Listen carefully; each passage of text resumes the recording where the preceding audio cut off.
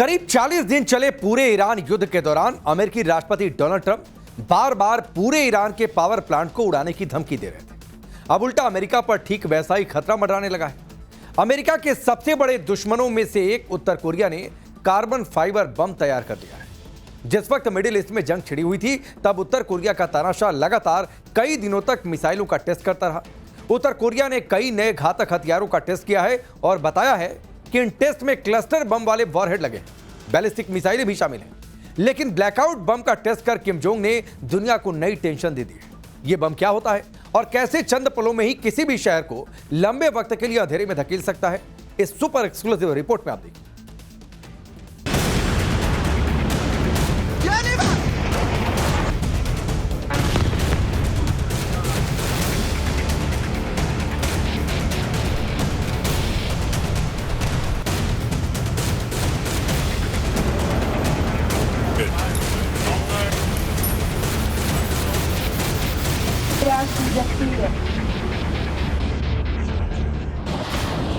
डेढ़ महीने तक धरती का एक कोना इसी तरह धधकता रहा। मिडिल ईस्ट की जंग में दुनिया ने बर्बादी का खौफनाक मंजर देखा। मिसाइलों से तबाह होती इमारतें देखी, बारूदी धुएं से कराहते शहर देखे। 40 दिनों तक चली जंग में दुनिया ने अमेरिका और इजराइल का प्रहार देखा, ईरान का जबरदस्त पलटवार देखा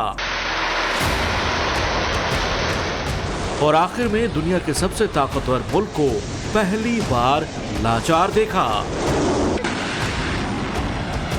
अमेरिका और ईरान के बीच बारूदी रंजिश पर फिलहाल 2 हफ्ते का ब्रेक लग गया है, लेकिन सवाल बाकी हैं।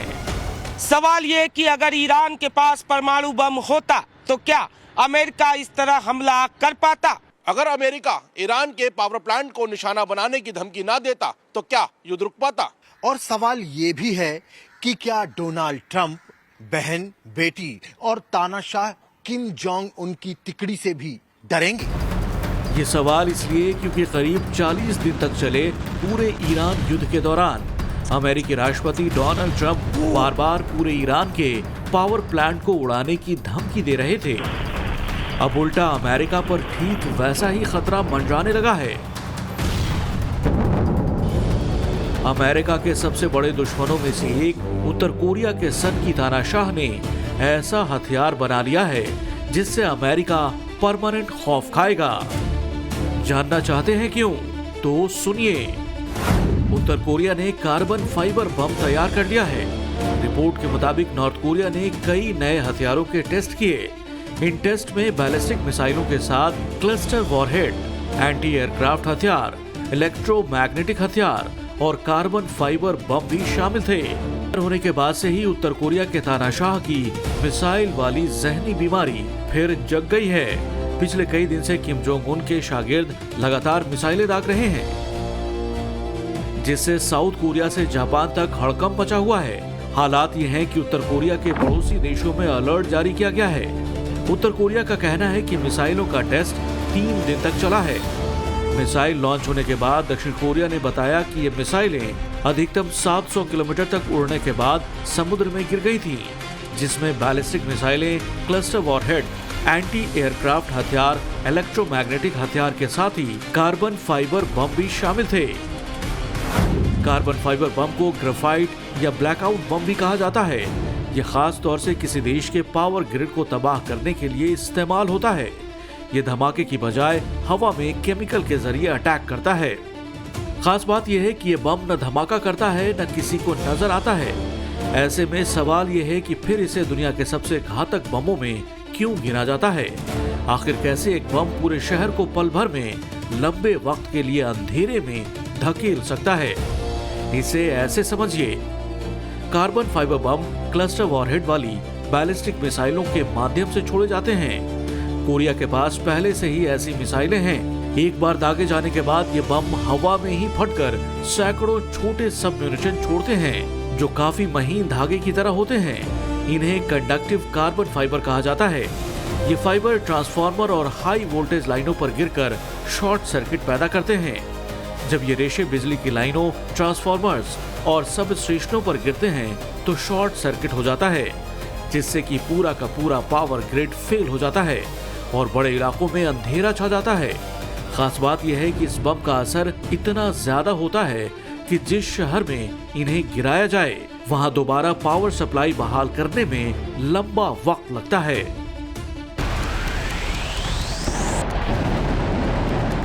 यानी उत्तर कोरिया का तानाशाह चाहे तो किसी भी देश के शहर को अंधेरे में डुबो सकता है, वो भी बिना किसी धमाके के किसी भी शहर को बड़ा जख्म दे सकता है।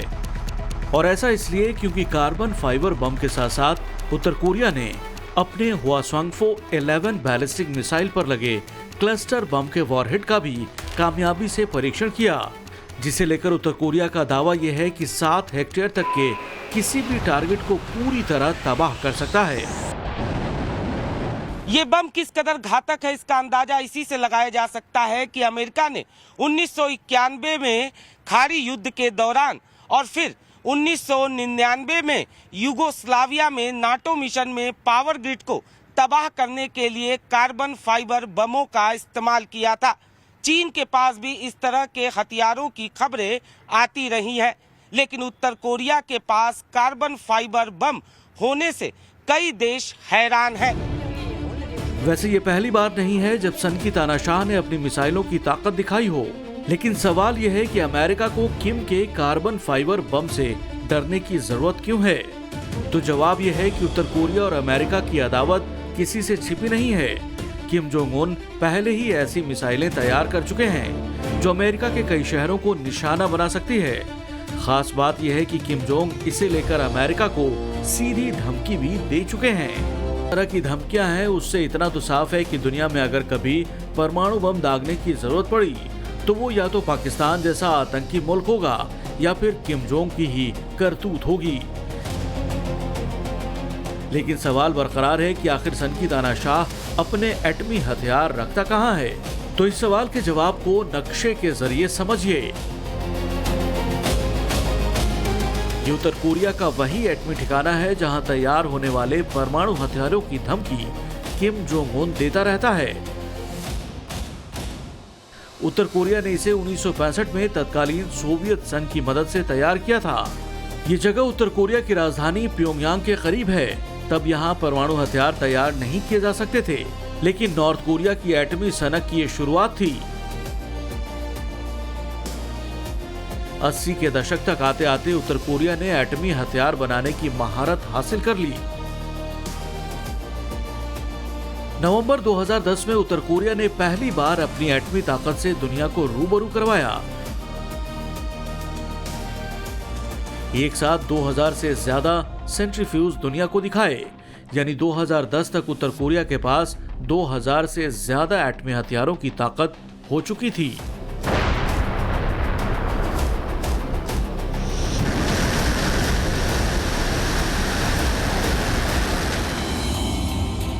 उत्तर कोरिया का तानाशाह बनने के बाद किम जोंग उन ने लगातार एटमी प्रोग्राम को आगे बढ़ाया। कुछ साल के दौरान ही कई बैलिस्टिक मिसाइलों को टेस्ट कर दुनिया को महातबाही का साफ संदेश दिया। और यहीं से अमेरिका और उत्तर कोरिया के बीच रंजिश का आयाम कई गुना बढ़ चुका था।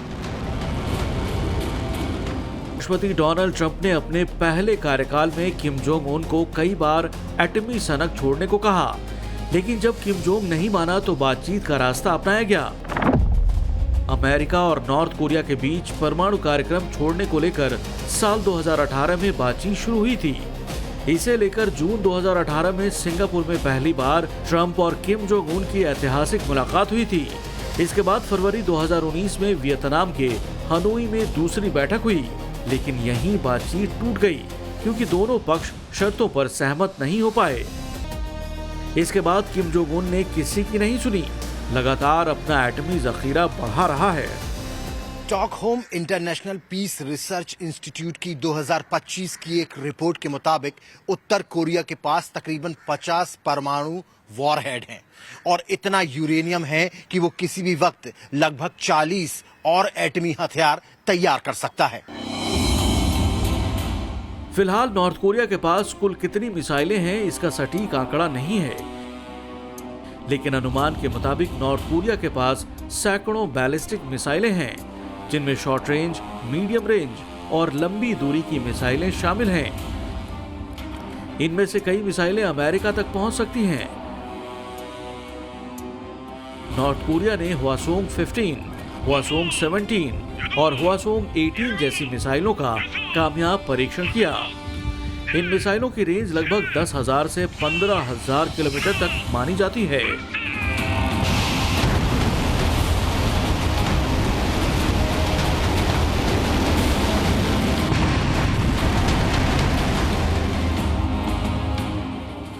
ये तस्वीरें 3 हफ्ते पहले की हैं, जब किम जोंग उन अपनी बेटी को मिसाइलों की लाइव टेस्टिंग दिखाने ले गया था। 14 मार्च को किम जोंग उन ने अपनी बेटी किम जू ए के साथ 600 mm कैलिबर के 12 मल्टीपल रॉकेट लॉन्चरों के परीक्षण देखने पहुंचा। इस दौरान एक साथ 10 से ज्यादा बैलिस्टिक मिसाइलें दागी गईं।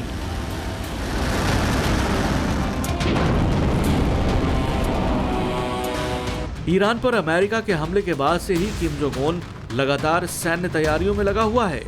कभी मिलिट्री परेड तो कभी टैंक पर सवारी करते नजर आता है। लेकिन कार्बन फाइबर बम बनाकर किम जोंग उन ने दुनिया को एक और टेंशन दे दी है।